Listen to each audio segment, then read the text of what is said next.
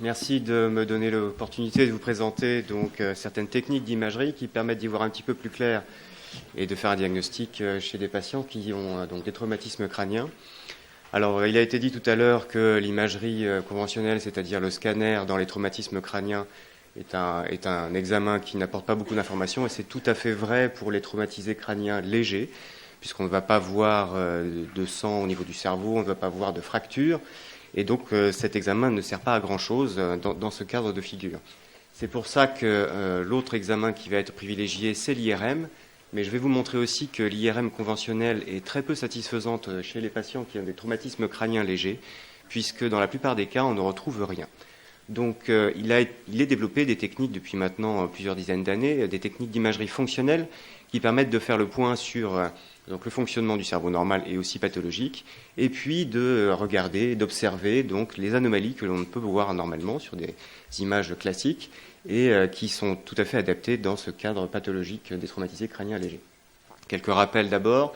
Donc l'IRM, l'imagerie par résonance magnétique, c'est un gros aimant et on va envoyer des ondes de radiofréquence dans un organisme et on va récupérer des images. Ces images vont être ensuite analysées sous différentes modalités. Alors, l'imagerie conventionnelle, c'est les séquences pondérées T1 et T2 que l'on vient de voir à l'instant, et il y a donc l'imagerie fonctionnelle, qui est une technique donc multimodale qui permet d'approcher les fonctions du cerveau, qu'elles soient normales ou pathologiques. Il y a 4 grands cadres. L'imagerie de diffusion qui va regarder l'eau au niveau des secteurs extracellulaires principalement, mais aussi intracellulaires, et son extension, l'imagerie de tenseur de diffusion. On va revenir sur chacune des modalités. L'imagerie de perfusion qui va permettre d'apprécier la perfusion cérébrale. L'imagerie par spectroscopie qui permet d'approcher le fonctionnement au niveau des métabolites cérébraux. Et on peut voir dans ces différents cadres, dans la pathologie et traumatisés crâniens légers, des altérations. Et puis bien évidemment l'IRM d'activation qui va regarder le fonctionnement du cerveau au niveau du cortex et des noyaux gris centraux et qui va permettre de faire le lien entre la fonction cognitive ou la fonction motrice ou sensorielle et puis donc le traumatisme. On va détailler chacune de ces modalités. Alors tout d'abord l'imagerie de diffusion, c'est une technique qui permet d'étudier les mouvements microscopiques de l'eau dans les différents espaces, et en particulier dans l'espace extracellulaire.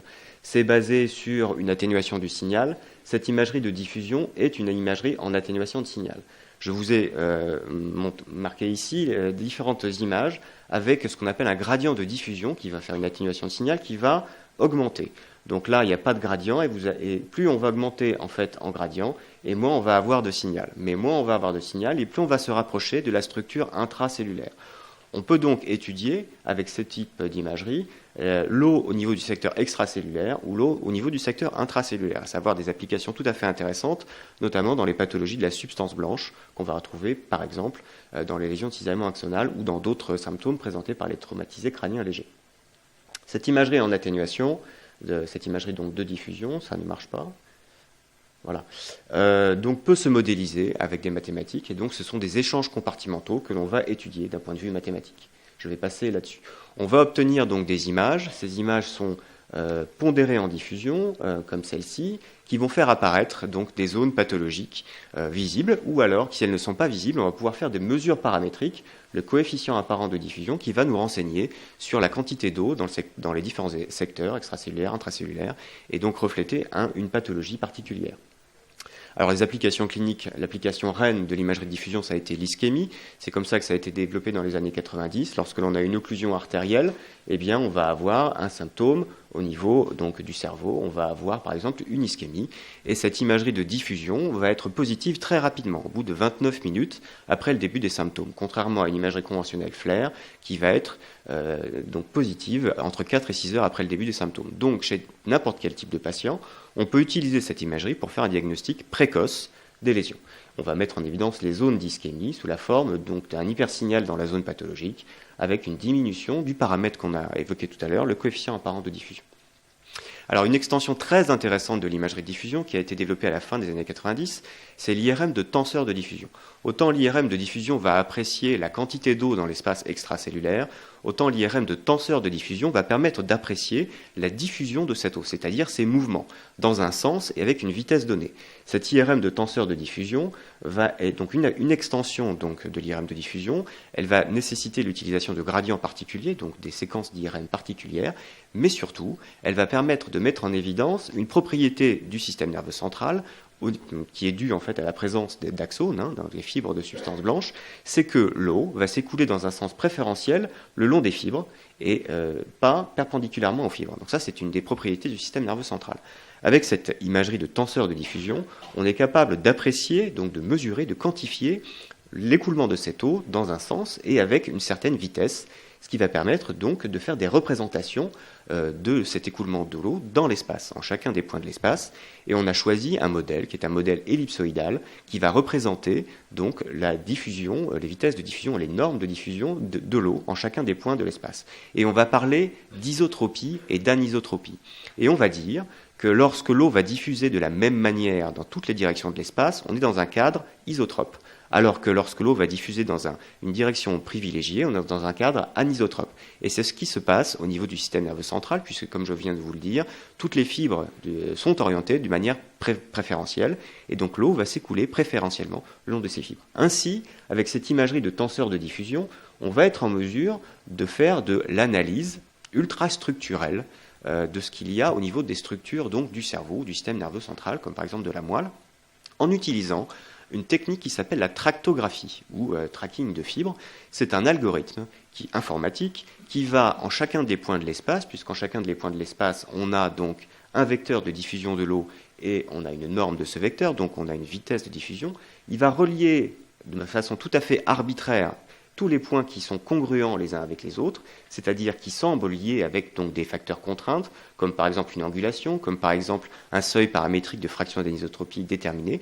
Il va les relier et il va permettre de reconstruire de façon tout à fait arbitraire les structures du système nerveux central, donc les fibres de substance blanche, et donner des représentations informatiques de ces fibres de substance blanche. Alors, ce que l'on va voir d'un point de vue informatique, ce ne sont évidemment pas, ce n'est pas la réalité, Ce que l'on voit, c'est la représentation informatique de ces fibres de substance blanche, c'est-à-dire les colonnes d'eau qui vont circuler le long de ces fibres. Mais il y a une excellente corrélation entre l'ultrastructure informatique qui a été reconstruite et l'ultrastructure anatomique réelle. Il y a des dissections qui ont été faites et qui ont mis en évidence une excellente corrélation. Et donc l'on voit par exemple ici le splénium du corps calleux avec les différentes fibres qui vont donc se projeter au niveau du forceps mineur. Ici on va avoir donc le genou, la partie antérieure du corps calleux. Ça c'est le forceps mineur, ça c'est le forceps majeur. On va avoir les fibres donc corticospinales qui vont se projeter et puis les faisceaux longitudinaux. On va pouvoir étudier toute donc l'infrastructure, l'ultrastructure du cerveau. Ici, vous avez le faisceau arqué qui est impliqué dans le langage, et en bleu ici, vous avez donc les fibres du faisceau corticospinal et les fibres de projection corticale. Une autre représentation qui va être très intéressante, notamment dans cette pathologie des traumatisés crâniens, c'est la représentation du système limbique. Pourquoi ? Le système limbique est un système qui va être impliqué dans les processus de mémorisation, les processus émotionnels, et on a mis en évidence, dans une étude dont je vais reparler dans un petit instant, des lésions au niveau de ce système limbique, en particulier au niveau du faisceau inciné, c'est-à-dire le faisceau qui va être fronto-temporal, et qui est un faisceau qui est très intégré, donc qui est très utilisé dans l'intégration des informations cognitives, qu'elles soient émotionnelles, mémorielles ou olfactives. Donc ici le faisceau inciné, là vous avez les faisceaux singulaires, et puis en vert vous avez le système limbique, et en orange ici les fibres du faisceau arqué, qui est le faisceau du langage. Donc on peut étudier avec ces techniques l'ultrastructure des fibres de substance blanche. Alors, dans les applications pathologiques, qu'est-ce qu'on va faire avec cette technique ? Eh bien, on va essayer de mettre en évidence des choses qu'on ne verrait pas sur l'imagerie conventionnelle. Donc, bien sûr, sur le scanner, on ne voit rien, il n'y a pas de problème, mais sur l'IRM avec des séquences classiques, comme par exemple la séquence FLAIR. Et donc, je vais vous prendre plusieurs cas de figure. Alors, lorsque l'on a un traumatisme crânien qui peut être léger à modéré, notamment quand on est dans des circonstances de décélération brutale, qu'on passe de 50 km/h à 0 km/h, on peut avoir ce qu'on appelle des lésions de cisaillement axonal. Et ces lésions de cisaillement axonal, elles sont de deux types. Elles sont soit œdémateuses, soit hémorragiques, avec donc un impact clinique qui est tout à fait différent, puisque le type œdémateux va avoir un meilleur pronostic de récupération que le type hémorragique. Alors l'imagerie donc conventionnelle IRM va mettre en évidence effectivement ces deux types, ce type œdémateux, comme l'on voit ici au niveau du splénium du corps calleux, où on a un hypersignal qui correspond à l'œdème, on a une petite collection aussi sous-durale, et lorsque l'on va faire la tractographie de ces types pathologiques, donc au niveau donc, œdémateux, on va mettre en évidence, ce que vous avez vu tout à l'heure, ça se passe très mal ici, mais un écartement des fibres de substance blanche qui est dû à l'œdème. Ces fibres ne sont pas rompues, elles sont écartées les unes des autres par l'œdème. Donc il y a une bonne corrélation entre ce que l'on voit au niveau de la tractographie, ce qui existe réellement au niveau donc, pathologique, et puis l'évolution clinique, les patients vont bien récupérer.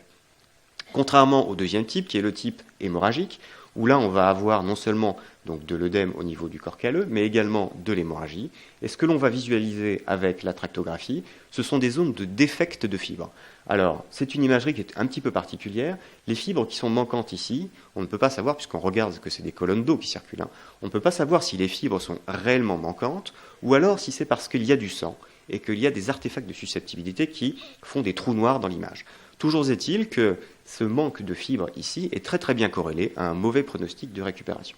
Ça, ce sont les cas qui sont les cas les plus parlants, puisqu'on a sur l'imagerie conventionnelle donc des anomalies. Mais maintenant, chez les traumatisés crâniens légers, il y a très très souvent rien de visible à l'IRM. On a fait une étude il y a en 2006, donc avec l'IRM, sur des traumatisés crâniens légers. On a pris une cohorte d'une quarantaine de patients et on les a passés dans la machine et on a regardé ce qu'on observait chez ces patients en imagerie. On a corrélé avec, bien sûr, la clinique et on s'est aperçu que ces patients présentaient pour seulement 4% d'entre eux des anomalies au niveau des fibres, au niveau de l'imagerie conventionnelle. Et quand on faisait la tractographie et l'analyse des fibres, on mettait en évidence, chez 25% de ces patients, donc des anomalies visibles au niveau des fibres, et en particulier au niveau des faisceaux insignés dont j'ai parlé tout à l'heure, très impliqués dans les processus cognitifs. En voici l'exemple ici. Vous avez donc dans une zone qui va être frontale, rien sur l'imagerie conventionnelle, et puis donc, dans des zones de tractographie, une zone de défect. Encore un autre exemple, où là on va prendre le faisceau longitudinal inférieur et on va voir qu'il y a des zones de défect qui vont être également corrélées avec la clinique, alors que sur l'imagerie conventionnelle, on ne voit absolument rien. Et puis, donc encore un troisième exemple, au niveau donc, du splénium du corps calleux, de la même manière que tout à l'heure, où je vous ai montré qu'il y avait quand même, quand c'était des lésions de cisaillement axonal, des zones qui étaient visibles sous la forme d'un hypersignal œdémateux. Là, on ne voit absolument rien. Eh bien, ça ne veut pas dire qu'il n'y a pas d'anomalie, et cette technique est en mesure de mettre en évidence des anomalies. Alors, ce que l'on voit, ce sont des représentations de la circulation de l'eau, il ne faut pas l'oublier, donc ça n'est pas la réalité. Il n'empêche que ça reflète quelque chose qui est pathologique et que l'on peut corréler donc avec les symptômes des patients. Ça donne donc un indice pronostic. Alors d'autres applications possibles, alors ça c'est pour les patients qui ont fait un petit séjour en réanimation, quand il y a une hyponatrémie qui va être corrigée un petit peu trop rapidement, on peut avoir une myélunolyse centropontique, donc un trou au niveau de la protubérance. Lorsque l'on fait la tractographie, donc avec des déficits moteurs, par exemple par une atteinte du faisceau cortico-spinal, et puis 6 mois après, il y a une bonne récupération clinique et on a recouvré la visibilité du faisceau cortico-spinal. Cette technique est donc une technique qui va être diagnostique et qui va donner un facteur pronostic d'évolution. Une technique très importante. Voilà pour la première technique, la diffusion. Alors après, il y a donc d'autres techniques, l'IRM de perfusion en est une. Cette technique va étudier tout simplement la circulation du sang au niveau du cerveau et en particulier au niveau de l'espace capillaire. Alors, je vous rappelle que le cerveau est un organe tout à fait particulier puisqu'il a une barrière, la barrière hémato-encéphalique, qui va s'opposer à la diffusion des grosses molécules du secteur vasculaire dans le secteur interstitiel, donc protéger le cerveau. Lorsque l'on est en état de traumatisme crânien, souvent, on a des zones de rupture de la barrière hémato-encéphalique et on va pouvoir les mettre en évidence avec cette technique d'IRM de perfusion. Donc, l'IRM de perfusion va apprécier la circulation capillaire et la circulation artérielle et veineuse à un moindre degré dans les zones qui peuvent être potentiellement atteintes. Alors, dans un cadre pathologique, lorsque l'on a un traumatisme crânien, qu'il soit léger ou modéré, on peut également, et ça a été dit à maintes reprises tout à l'heure, avoir donc le cou du lapin et on peut avoir des lésions au niveau des vaisseaux cervicaux. Ces lésions au niveau des vaisseaux cervicaux vont parfois donner des dissections qui vont parfois donner des ischémies cérébrales. Donc cette technique d'imagerie de perfusion va, elle, mettre en évidence ces ischémies cérébrales sous la forme de zones de défects de perfusion cérébrale comparativement à un cerveau normal. Et ces zones d'ischémie peuvent être également mises en évidence avec l'IRM de diffusion. On va être capable de mettre en évidence également des différences entre les zones de d'ischémie réelle et les zones de défects de perfusion. Là, on va avoir quelques spots ischémiques et en fait, toute la zone d'anomalie de perfusion est celle-ci. Ça va donner aussi un indice pronostic de récupération potentielle ou alors d'aggravation, puisqu'on sait que lorsqu'il y a des défects de perfusion qui sont plus grands que les zones d'ischémie, eh bien, il y a un risque majeur d'extension de l'ischémie. On peut également mettre en évidence les zones d'occlusion avec ces techniques et également faire un bilan donc de la zone fonctionnelle lésée. Donc cette technique va va surtout être étudié et utilisé lorsque l'on a des atteintes concomitantes du rachis cervical avec des suspicions de dissection chez ce type de patient. Troisième technique potentielle utilisable, la spectroscopie par IRM, spectro-IRM. C'est une technique qui permet de visualiser les principaux métabolites cérébraux et qui sont donc inhérents au fonctionnement cérébral. Il y en a 3 principaux, le N-acétylaspartate, la créatine et la choline. Le N-acétylaspartate va être corrélé avec le fonctionnement normal du neurone, la créatine avec le cycle de Krebs, donc les mitoses, et la choline avec donc la quantité de membrane. Eh bien, dans des circonstances pathologiques, que ce soit pour les traumatisés crâniens ou alors quand on a une tumeur ou une pathologie inflammatoire, on va avoir des variations de ces métabolites, des abaissements, des augmentations, qui mettent en évidence en fait tout simplement des zones de souffrance. Et ce qu'on va observer en particulier chez les traumatisés crâniens légers à la phase aiguë, ce sont les zones de souffrance avec baisse des métabolites et surtout présence d'indicateurs d'ischémie cellulaire, donc plus d'ischémie vasculaire mais d'ischémie cellulaire, sous la présence de lactates qui sont ici. Lorsque l'on a des lactates, ça veut dire qu'on est en présence d'une cellule qui souffre, d'une cellule qui est en ischémie, donc qui est en anoxie, et qui détourne son cycle de Krebs normal, pyruvate lactate, donc pour créer des lactates. Donc on va avoir des chutes du NAA et on va avoir la présence de lactates. C'est ce que l'on voit chez les traumatisés crâniens légers. Quand on a des traumatisés crâniens modérés ou sévères, on a des grosses altérations de l'ensemble des métabolites, puisqu'on a une grosse altération de la structure cérébrale en elle-même. Et l'on peut faire de l'imagerie métabolique, ça s'appelle le Chemical Shift Imaging, que l'on voit. Donc on prend les différents métabolites que l'on a mesurés et on peut faire des cartographies pour mesurer les zones au niveau du cerveau où il y a des défects. Chez les traumatisés crâniens légers, ce sont en général des zones qui vont être dans le secteur antérieur, donc plutôt le cortex frontal. Il peut également y avoir le système limbique qui va être atteint. Par contre, la spectroscopie n'a pas une résolution spatiale suffisante pour pouvoir faire détecter finement des petites anomalies. Et c'est pour ça qu'au niveau du système limbique, c'est un petit peu limité. Quatrième et dernière technique qui va nous permettre de visualiser le fonctionnement du cerveau chez des sujets normaux et chez des patients, en particulier les traumatisés crâniens, c'est l'IRM d'activation. L'IRM d'activation, elle repose bien évidemment sur le fonctionnement cérébral. Vous savez que le cerveau est découpé en plusieurs aires fonctionnelles qui sont reliées entre elles par des circuits. Les circuits sont les fibres de substance blanche. L'ensemble faisant des connectomes. Ces connectomes sont impliqués dans tous les processus cognitifs et tous les processus du cerveau. Donc ces connectomes sont liés tout simplement à une spécialisation du cortex, les fameuses aires de Brodmann, donc avec les différentes couches cellulaires qui sont organisées. L'IRM d'activation est une technique qui va par artifice visualiser l'augmentation de la perfusion cérébrale à l'endroit où le cerveau travaille. Et il se trouve que lorsque le cerveau travaille, il a besoin de plus de sang, d'oxygène, de glucose, et il va y avoir une réponse à ce besoin global qui va permettre d'apporter plus de sang à l'endroit donné où le cerveau travaille. En apportant plus de sang à l'endroit donné, on va avoir une hémoglobine qui va être très oxygénée, et cette hémoglobine très oxygénée va avoir un signal différent du signal de l'hémoglobine qui est déoxygénée. Et on va se servir de cette différence de signal pour mesurer l'activation cérébrale. Donc là, encore une fois, on ne va pas réellement mesurer l'activité corticale, c'est-à-dire au niveau électrique, on va mesurer de façon indirecte l'augmentation du sang qui est liée à une augmentation de l'activité du neurone. Et cette augmentation qui est liée à l'activité du neurone, une augmentation hémodynamique, est visualisée par l'effet BOLD, c'est-à-dire un effet qui est lié à l'oxygénation du sang. Et cet effet est un effet qui est retardé. Autant l'effet électrique peut être mesuré très rapidement, 100 millisecondes, 300 millisecondes, autant la réponse hémodynamique va être retardée entre 3 et 5 secondes. C'est pour ça qu'avec cette technique, il est très difficile en fait, de visualiser des processus temporels très courts, et donc on est obligé d'utiliser des artifices. Ces artifices s'appellent des paradigmes. Les paradigmes, c'est opposer des tâches de repos à des tâches d'activation de manière à récupérer un signal qui va être pertinent. Ce signal pertinent va être analysé avec des statistiques qui peuvent être simples, comme de la corrélation, beaucoup plus compliquées, comme des modèles bayésiens par exemple, et vont permettre de donner en des endroits de l'espace des informations sur l'activité donc, du neurone de manière indirecte, puisqu'en fait c'est l'activité hémodynamique locale qui est mesurée.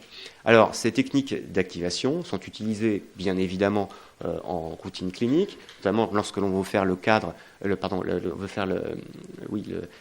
bilan d'anomalie, donc de la plasticité cérébrale chez un patient qui a une tumeur par exemple au long cours, on va pouvoir visualiser un basculement des tâches motrices du cerveau qui est pathologique vers le cerveau sain, tout simplement. Pourquoi ? Parce que au niveau de l'organisme, il y a le faisceau cortico-spinal qui va décusser en grande partie, mais il y reste toujours une voie directe. Et cette voie directe va être utilisée donc pour conserver la fonction motrice. C'est ce qu'on appelle la plasticité. Ici, vous avez la zone pathologique, donc ça c'est la droite, ça c'est la gauche. On a demandé au sujet de faire des mouvements de la main gauche. Il devrait activer son cerveau droit, au niveau de la zone motrice. En fait, il n'active pas du tout. Il va activer en ipsilatéral, c'est-à-dire à gauche. Et c'est parce qu'il a redistribué son fonctionnement cérébral en utilisant les voies de passage, les autoroutes de l'information, que sont les fibres de substance blanche. Ces techniques permettent également de faire des tâches cognitives complexes. On peut faire de l'imagerie mentale. Cette imagerie mentale, donc là vous en avez un exemple, où le sujet va faire réellement un mouvement, va imaginer un mouvement, et là vous avez le différentiel. Vous voyez qu'entre faire et imaginer, eh bien, on a les mêmes zones qui sont activées, mais il y a également d'autres zones associatives qui sont activées. Tout ça va avoir un intérêt chez des patients qui vont avoir des traumatismes crâniens, qu'ils soient légers, modérés, et même sévères, puisqu'on va pouvoir faire le bilan des fonctions cognitives. Fonctions de mémorisation, par exemple, des fonctions émotionnelles. Et pour approcher les fonctions émotionnelles, eh bien, il y a un petit artifice, l'olfaction. L'olfaction est un sens qui est négligé, mais c'est un sens qui permet d'accéder directement au système limbique. Et le système limbique, impliqué au niveau de la mémoire, des émotions et de tous les phénomènes en fait, qui sont des phénomènes basiques du cerveau primitif, peut être donc apprécié grâce à ce moyen direct qui est l'olfaction. Et on va pouvoir mettre en évidence des défects donc, de mémorisation, des défects émotionnels chez ce type de patients qui présentent donc des traumatismes crâniens, tout simplement en mettant en évidence des zones d'activation anormales en utilisant des stimuli olfactifs différents. Donc là, je dois avoir un petit film qui vous montre, si ça marche, voilà, qui vous montre le cerveau en action chez ce type de patient où on a fait des épreuves fonctionnelles en regardant les zones qui étaient stimulées et où on a fait de la tractographie en même temps. Vous voyez qu'il y a des lésions, ça va un petit peu vite, des lésions de la substance blanche, des fibres de substance blanche, et on va pouvoir apprécier la connectivité globale, donc le fonctionnement du cerveau chez ces patients en temps réel. Vous avez ici l'activation temps réel, et puis suivant les autoroutes de l'information que sont ces fibres.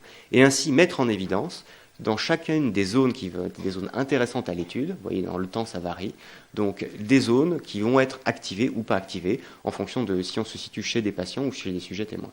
Donc au niveau du système limbique, on va regarder ici dans les zones qui sont les zones olfactives, on va regarder ici également dans les zones qui vont correspondre à l'hippocampe, et puis on va regarder comment diffusent ces informations le long de ces fibres. Ici vous avez les fibres singulaires, là vous avez les fibres du faisceau inciné. Voilà, j'en ai terminé, je vous remercie de votre attention.